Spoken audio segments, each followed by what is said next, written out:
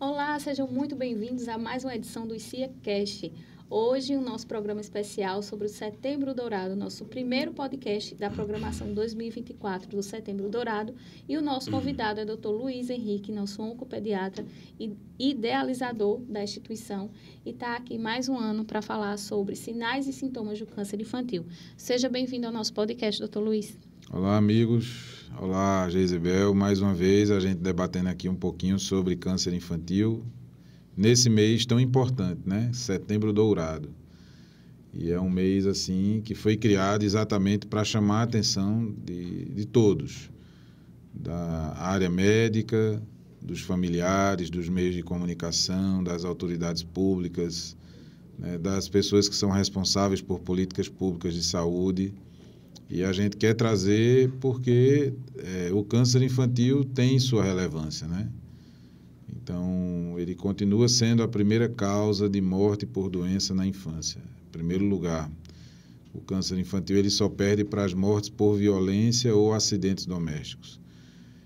E, assim, a gente ainda continua vendo casos avançados chegando para tratamento. Então, a gente trabalha muito a bandeira do diagnóstico precoce, e esse é o nosso principal assunto hoje. Mas a gente vê que há entraves, que há gargalos, que há dificuldades que os pacientes, que os familiares enfrentam no caminho até chegar à unidade de tratamento. Então, não adianta só a gente querer crescer como instituição, como centro de referência em tratamento de câncer, se a gente não dá condições que os pacientes cheguem com a doença no início. Então, esse é um grande trabalho que tem que ser feito, é um trabalho de formiguinha, mas a gente só vai conseguir mudar a realidade do câncer infantil e melhorar a taxa de cura se a gente trabalhar a urgência que existe na chegada desse paciente ao centro de tratamento, seja ele no ICIA ou qualquer outro centro. E a gente sabe que o diagnóstico precoce, ele traz para a gente, né, para aquela criança, para aquele adolescente que está com esses sinais e sintomas do câncer, chances de cura de até 80%. A porcentagem ainda é essa, doutor Luiz? Não. A realidade é bem crua e dura, né? Nós temos índices aí abaixo dos 60%, às vezes até de 50%. E naquelas regiões do Brasil onde a dificuldade é maior, então, estados do Brasil que têm grande extensão territorial, como Amazonas, Roraima, a própria floresta amazônica, ela cria muito obstáculo, né?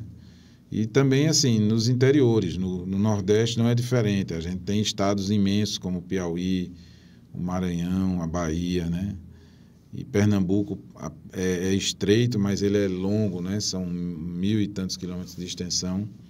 Então, nós temos dificuldade, sim, porque as pessoas têm pouco acesso à área de saúde, né? E a gente vem batendo numa tecla, né? Nós não estamos inventando a roda, mas a gente visualiza que a atenção básica é o caminho para a gente chegar junto aos pacientes. Porque os médicos, os profissionais, né, os enfermeiros, os dentistas, os agentes de saúde que trabalham na atenção básica, eles são os primeiros a identificar os casos. Então, a gente tem que ir atrás dessa população de profissionais para treiná-los, habilitá-los, para dar conhecimento e que eles estejam vigilantes e detectar qualquer caso que surja. Mas, ao mesmo tempo, tem que haver o compromisso para que esse paciente, uma vez identificado, chegue encaminhado o mais rápido possível. Ele não pode estar perdendo tempo, esperando 1 mês, 2, 3 para fazer exame.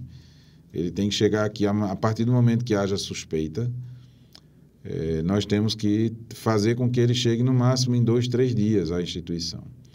E aí existe uma plataforma que a gente estabeleceu agora esse ano, no ano de 2024, que é a Teleoncoped ICIA, em parceria com o Instituto Câncer Infantil do Rio Grande do Sul. E a gente está desenvolvendo e já tivemos 2 pacientes diagnosticados nessa plataforma.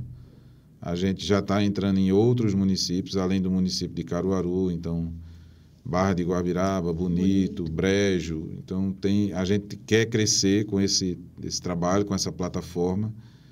E a qualquer momento que uma criança seja suspeita de câncer, ela poder ter o direito e ter acesso a consulta com o especialista e que ela chegue ao centro de tratamento no tempo mais curto possível. O senhor falou muito a questão da importância da atenção básica de saúde, dos profissionais, quem está ali na linha de frente. Mas a gente também não pode deixar de falar de uma responsabilidade de pais irresponsáveis, pessoas que estão ali no dia a dia da criança, que estão cuidando, que dá um banho, que dá comida, que coloca para dormir, que sabe qual a rotina daquela criança, entende como é que aquela criança se comporta normalmente. Então, essas pessoas precisam estar atentas aos sinais e sintomas. Aí eu queria que o senhor falasse sobre isso. Eu vou só lhe contar um exemplo prático, né, que eu vivenciei. Uma mãe chegou no consultório, não era nem aqui no ambulatório de ICIA, no meu consultório. E ela muito apressada no celular, não tirava a mão do celular, só resolvendo as coisas práticas dela. E tinha trazido o menino porque estava com a dor na barriga e queria só que eu passasse um remédio de verme. Ela queria que eu fosse muito rápido na consulta. Ela já tinha o diagnóstico. Ela já tinha o diagnóstico e não estava nem com paciência para eu conversar muita coisa, explicar muita coisa para ela, né? E quando eu fui colocar a criança, não, coloca a criança aqui na mesa para a gente examinar. Não, doutor, precisa não, passou os exames. Eu digo, calma, a gente não atende assim. E quando eu tirei a roupinha da criança e botei na mesa e fui examinar, eu palpei uma tumoração no abdômen da criança. E eu perguntei, a senhora dá banho no seu filho, a senhora cuida do seu filho ou tem alguma outra pessoa? Senão eu não tenho tempo não, doutor, eu só vivo trabalhando, resolvendo as coisas da minha empresa, do meu fabrico, e minhas secretárias é que me ajudam e tal. Eu disse, vem cá. Aí eu fiz questão de parar e dar uma pausa, pedi para ela tirar o celular da mão e ela examinar o filho. E ela, quando botou a mãozinha na barriga, o que é isso, doutor? É cocô? Eu disse, não, isso ele está com um tumor na barriga e a gente precisa investigar. E fizemos toda a investigação, a criança tinha um tumor renal. Graças a Deus a gente conseguiu identificar ainda num momento muito precoce. E essa criança tratou, ficou boa, perdeu o rim, né? Mas ficou bem do câncer, tratou o câncer e ficou bem. Mas é um alerta que a gente quer gerar para os familiares, para os cuidadores, para quem trabalha em creche, em escola, para os avós, né? Para as babás e para as mães e pais que têm filhos. Ninguém está livre de ter um filho com câncer. E o acompanhamento médico, ele é extremamente importante. Então, quando se diz que o bebezinho tem que fazer puericultura nos primeiros 6 meses, todo mês ele tem que ir ao médico, todo mês ele tem que ter avaliação clínica, exames, né, estudos, se precisar fazer exames, pedir exames, porque são nesses momentos que a gente detecta o início do câncer. Em idade escolar, não é para ir todo mês, mas pelo menos 2, 3, 4 consultas no ano. Ah, mas meu filho não está doente, mas não importa, isso não interessa, ninguém quer saber se o menino está doente ou não. É obrigação do pai e da mãe ter o acompanhamento, né? O Estatuto da Criança e do Adolescente dá esse direito e a recomendação da Organização Mundial de Saúde, da Sociedade Brasileira de Pediatria, da Sociedade Brasileira de Oncologia Pediátrica, faz essa recomendação que as crianças tenham o acompanhamento periódico, porque nesses exames de rotina e nessas avaliações de rotina se descobre muita coisa. Lógico, seu filho está doente, está indo ao médico, está indo ao hospital, está dando várias entradas e ninguém consegue diagnosticar, identificar o que está acontecendo. Nesse momento é imprescindível que se pense que aquilo ali pode ter um câncer naquela história, para poder ter uma investigação mais profunda. Mas é importantíssimo que os leigos comecem a conhecer e se familiarizar com os sinais e sintomas precoces do câncer infanto-juvenil, porque é uma doença que mata se não for diagnosticada adequadamente e é a primeira causa de morte por doença.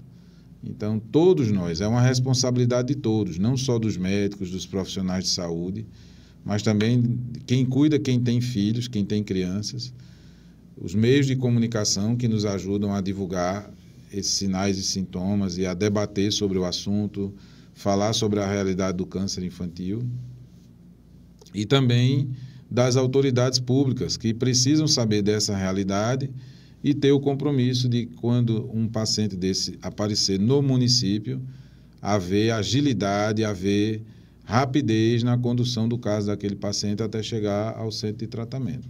E quando a gente fala de sinais e sintomas, muita gente pode pensar, só aparecer um tumor, um caroço, mas tem coisa mais além do que isso. Inclusive, sintomas que parecem sintomas, sinais de outras doenças doenças comuns, né? Uma febre, uma dorzinha aqui e ali.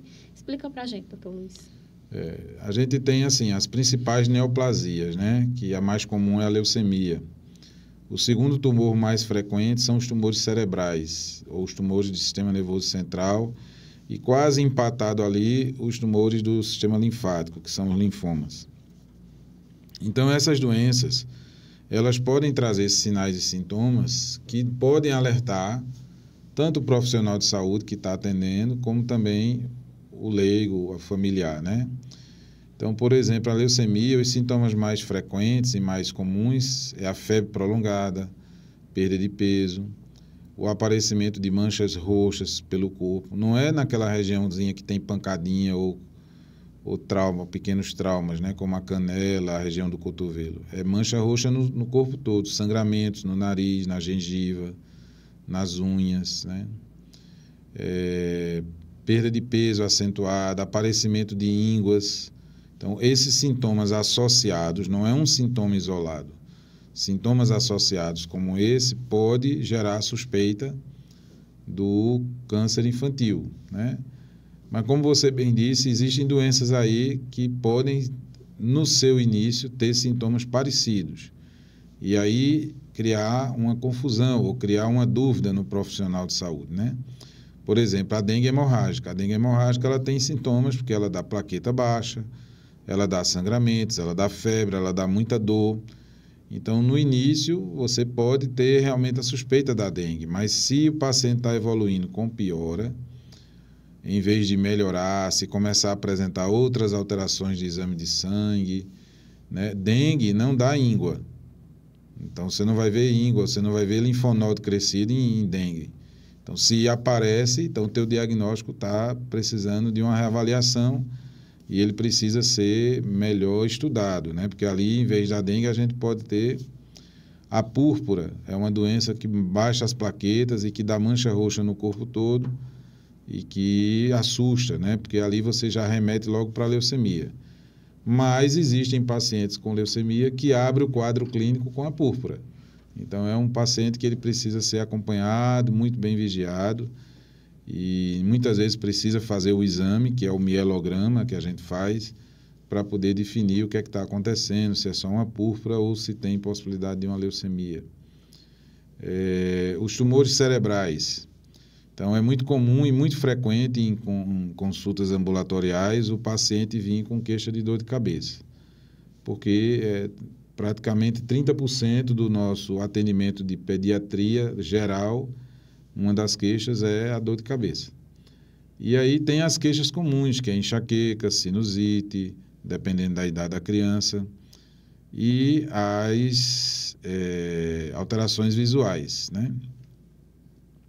Então, essas podem ser causas comuns de dor de cabeça. Mas a dor de cabeça que preocupa e que pode ser um tumor cerebral é aquela dor de cabeça que vem mudando a intensidade, que vem interferindo na atividade normal da criança, uma criança que brinca, que corre, que está na escola, e frequentemente isso começa a ter problemas. A tia da escola liga que a criança está reclamando com dor de cabeça, está chorando, está molinha, está quietinha. O menino para de brincar, o menino acorda vomitando com dor de cabeça.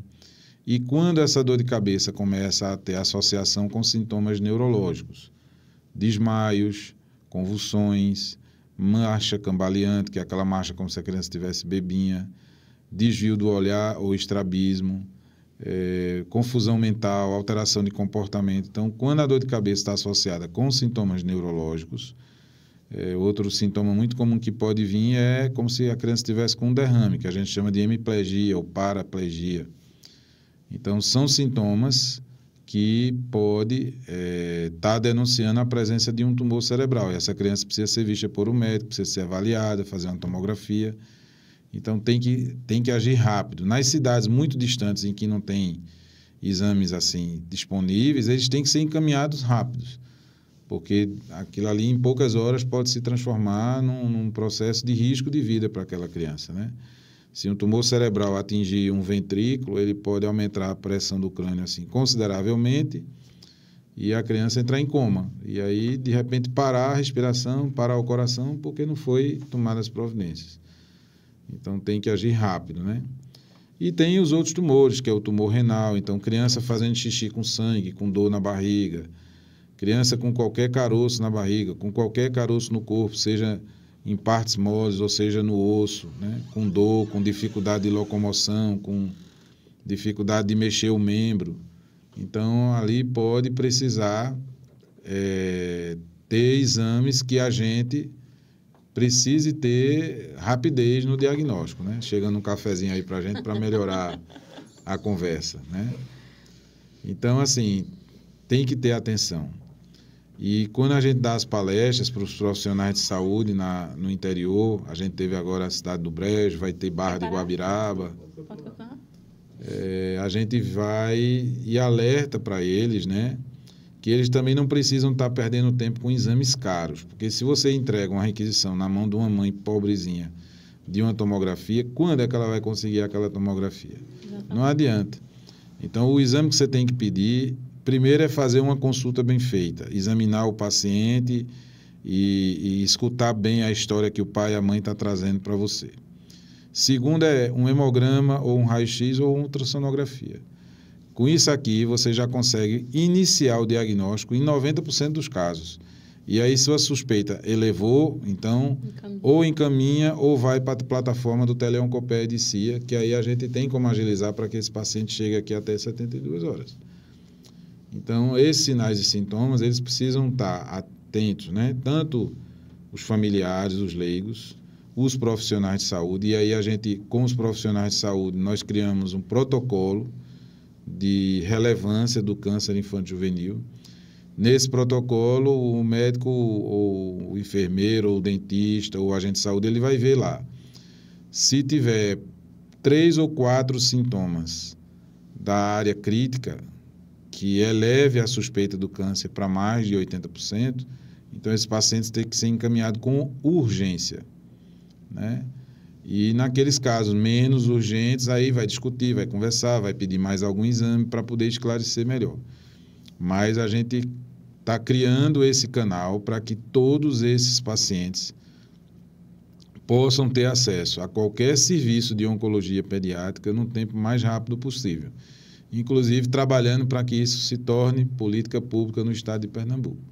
Entendo. O senhor luta pela causa, tanto aqui na instituição, né, a gente é prova disso, quanto fora daqui, junto, né, com o meio político e tudo mais, para falar sobre a importância tanto do trabalho do ICIA, quanto de se detectar esses sinais e sintomas, esse diagnóstico precoce, para que os meios, seja eles quais forem, sejam mais acessíveis para que esse tratamento seja feito o mais rápido possível, porque isso vai determinar a questão da vida ou da morte do paciente. E não só a vida, como também sequelas, né? Quando você consegue tratar bem no início, você evita que uma criança perca a visão, que ela não tenha uma sequela neurológica grave, que ela não precise amputar uma perna, um braço.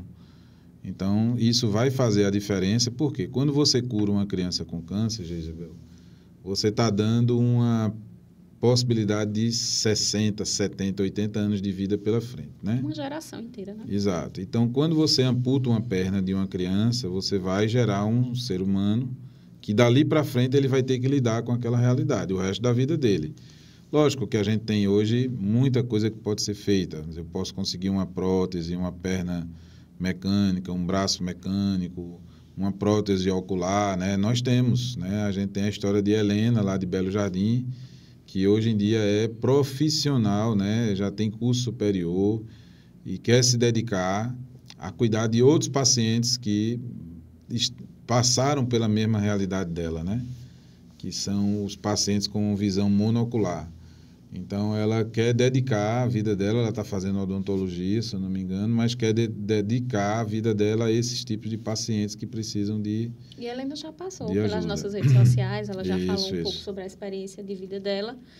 E vem aí o simpósio, eu acredito que ela deve participar novamente esse ano, e a gente vai ter mais a oportunidade de conversar com ela e com tantos outros, né, que passarem pelo nosso simpósio, mas isso aí já é outro assunto que a gente vai conversar depois. Sim. Sobre o nosso simpósio em Oncologia Pediátrica.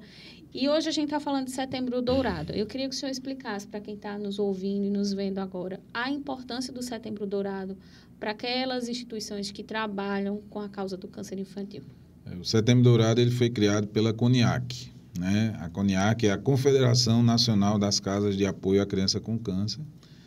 E foi um mês que foi referenciado para o alerta a nível nacional, não é só a nível de Caruaru, é uma campanha em que há uma adesão muito grande, né? Porque nós temos instituições que cuidam de criança com câncer no Brasil todo. São quase 60 instituições espalhadas pelo Brasil todo, de norte a sul, onde a gente cria espaços de debate na mídia espontânea, a gente leva para as escolas, a gente leva para as universidades, a gente leva para as faculdades, a gente leva para os profissionais que estão em formação. Nós temos o simpósio, né, que é feito aqui, mas também acontece simultaneamente em vários locais do Brasil.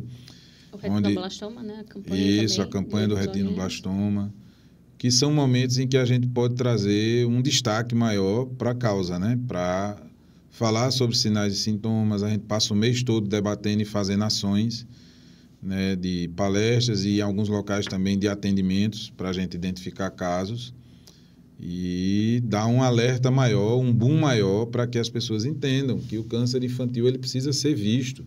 Ele existe, ele mata, ele deixa sequelas e é a principal causa de morte. Como é que eu não vou lidar com isso, com tanta... né? E as pessoas vivem a vida como se nada disso estivesse acontecendo, como se isso não fosse acontecer comigo.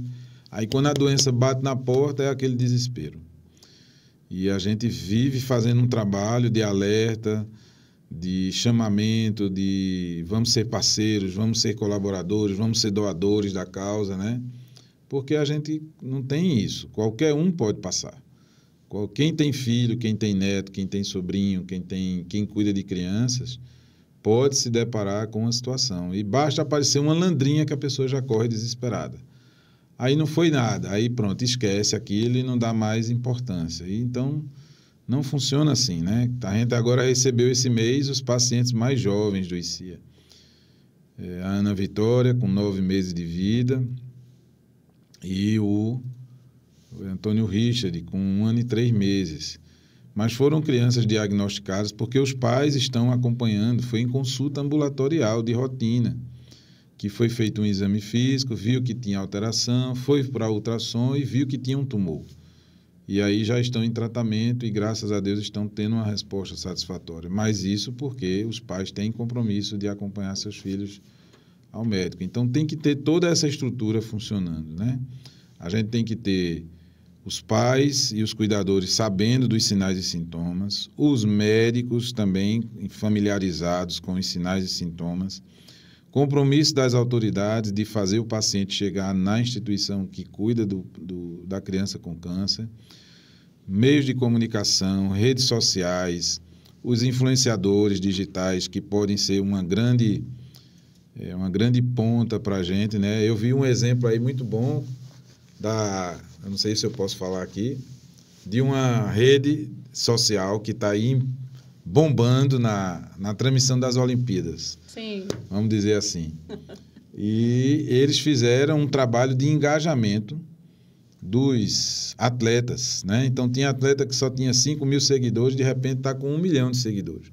Porque aquela rede social fez um trabalho de pedir apoio mesmo da população. Então, a gente tem que fazer isso com o câncer infantil, né? Eu vou até ligar lá para a rede para ver se agora eles vão transmitir copas, vão fazer um engajamento aí com o câncer infantil, né? Porque precisa ter. É uma causa nobre e super justa, né? São vidas e vidas Exatamente. de crianças que toca muito no coração, porque quando a gente fala de câncer, já se pensa, né, no pior. E quando se trata de criança... E eu me lembrando agora de algumas aulas que eu assistia dos dinossauros da oncologia pediátrica no Brasil, os primeiros médicos que começaram a se dedicar à causa da criança com câncer, e eles falavam muito isso, que em breve nós vamos ter sobreviventes de câncer na família.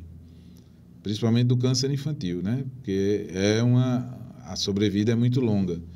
Então, foi ou não foi, a gente vai ter alguém na família que está enfrentando a doença ou que já é um sobrevivente do câncer. Então, a gente também precisa olhar para o futuro, porque políticas públicas precisam olhar para esses sobreviventes, né? Essas pessoas que vão sobreviver ao câncer. Por exemplo, na Olimpíada tinha Giba lá. Giba estava como técnico ou apoiador das equipes de voleibol que estavam disputando as medalhas, né? Se eu não me engano, inclusive da dupla. Giba, para essa geração nova, foi um campeão olímpico Campeão há muitos olímpico. anos. E Giba teve leucemia aos 12 anos de idade e foi curado. Então, veja, quando você cura uma criança com câncer, você pode estar curando um campeão olímpico. Você pode estar curando um papa. Você pode estar curando um presidente da República, um prefeito da cidade, um advogado, um médico, um professor, porque vai ter continuidade de vida. Então, gente, a gente precisa estar alerta e precisa estar atento, porque realmente o câncer infantil tem uma relevância muito grande. E aí, quando o senhor fala, né, dessas questões que muitos pais não querem ter que lidar com essa notícia, não querem ter que lidar com a questão da existência do câncer. Eu sou de uma cidade pequena e nessa cidade eu nunca ouvi falar o nome câncer, a palavra câncer, porque era assim, aquela doença. Isso. Aquela doença. Preconceito. E eu ficava sem entender o que era aquela doença, até o meu primeiro contato com uma criança da minha idade que teve leucemia. Infelizmente, ela partiu, já descobriram realmente muito tardiamente. E o velório dela foi na escola. Ela estudava na mesma escola que era, uma escola pública, municipal, e mobilizou a cidade. E eu me lembro de chegar para ver aquela criança ali, né, no seu velório, e como ela estava manchadinha, assim, muitas patoquinhas roxas pelo corpo e muito branquinha, fora as patoquinhas. E aquilo me chocou, porque foi a primeira vez que eu tive contato com esse tipo de situação e eu não entendia o que era. E eu me lembro que muitas vezes eu ficava me olhando para ver se não aparecia. Se não aparecia em mim. E hoje você olha para suas filhas, seus filhos. Exatamente. Né? Então, assim, foi chocante, mas ao mesmo tempo foi necessário. Acho que não só para mim, mas como para muita gente ali da cidade, para entender que aquela doença se chama câncer e que ela existe. Exatamente. Né? E que a gente precisa encontrar pontes, a gente precisa se dar as mãos, né? Então, nós temos a irmã Fátima, lá em Araripina, está trabalhando lá sozinha, mas a gente está formando parcerias para que o sertão do Araripe, o sertão do Pajeú, ele possa ter essa realidade, identificar casos, mas, ao mesmo tempo, ter a ponte aqui com a instituição que pode resolver e esclarecer e ajudar no diagnóstico, tanto para confirmar como para afastar, né? E, uma vez isso acontecendo, o paciente é que vai ganhar. Que a gente estreitar esse tempo em que o paciente, que já foram feitos estudos, e nesses estudos que foram publicados, mostra as dificuldades nos caminhos que as famílias enfrentam, o tempo que eles gastam para chegar até desde o momento da suspeita até o momento que foi iniciado o tratamento, na média de 4 meses. Isso não existe. Porque tem tipos de tumores que na infância, que em 1 semana, 15 dias, você já perdeu a chance de cura. Então, você tem que agir realmente rápido para não deixar perder a oportunidade. Então, existem fatores que as doenças podem confundir a gente, porque são semelhantes no começo. Existe dificuldade dos profissionais pela falta do conhecimento, pelo medo, pelo preconceito em relação à doença, né?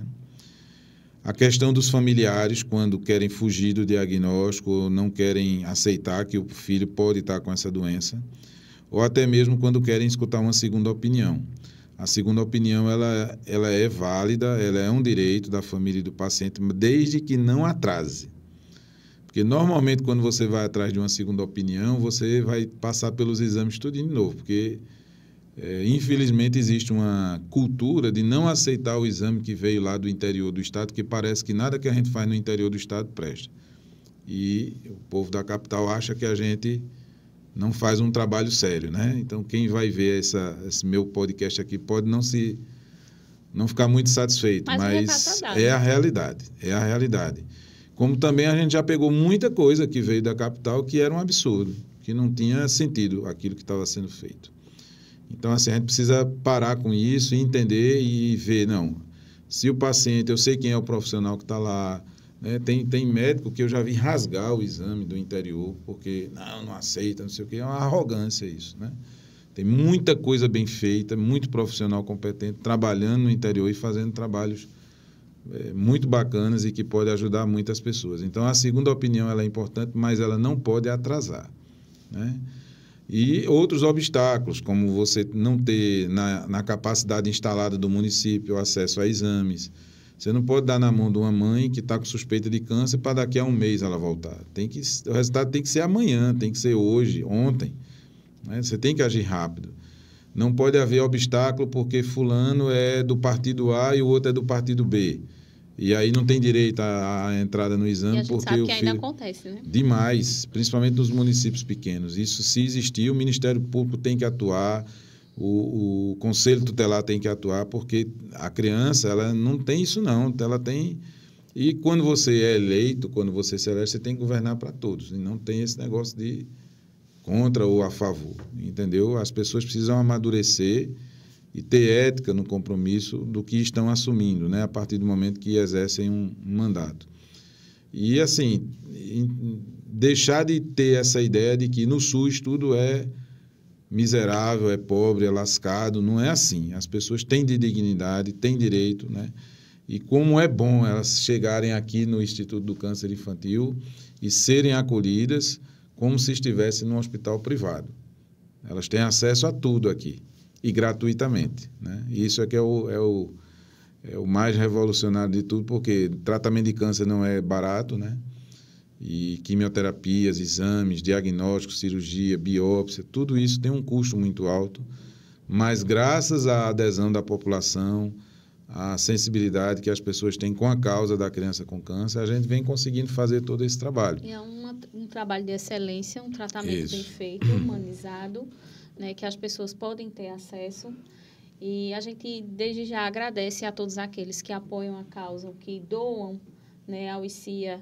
Tem aí o pessoal do telemarketing que está todo dia ligando, falando com vocês em casa. Então, assim, atende. Se não puder ajudar aquele mês, ajuda o próximo mês. Sim. Mas não deixa de ajudar, porque a gente se mantém através disso, desse apoio, desse cuidado que vocês têm com a vida de outras pessoas que vocês nem conhecem, mas que são empáticas, e a gente agradece. Exato. E, assim, dizer para vocês que o ICIA está numa luta muito grande há muitos anos para se tornar um grande centro de tratamento, e é isso que a gente está conquistando.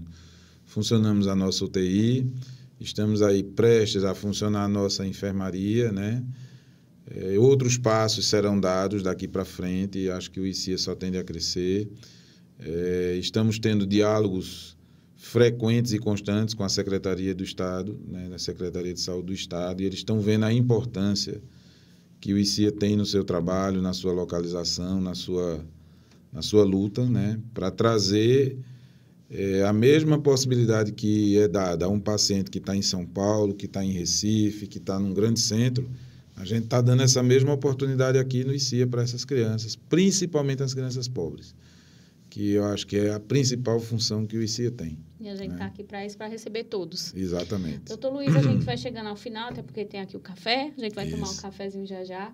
Então, eu queria que o senhor deixasse um recado para quem está nos assistindo agora sobre a importância dessa mobilização do mês de setembro, né? Para a gente, aqui é o Setembro Dourado, existem outras cores para o mês de setembro, como o Setembro Amarelo, mas aqui no ICIA a gente trabalha com o Setembro Dourado, falando sobre os sinais e sintomas, diagnóstico precoce e a importância de estar atento a tudo isso. Inclusive, é o câncer que abre, né?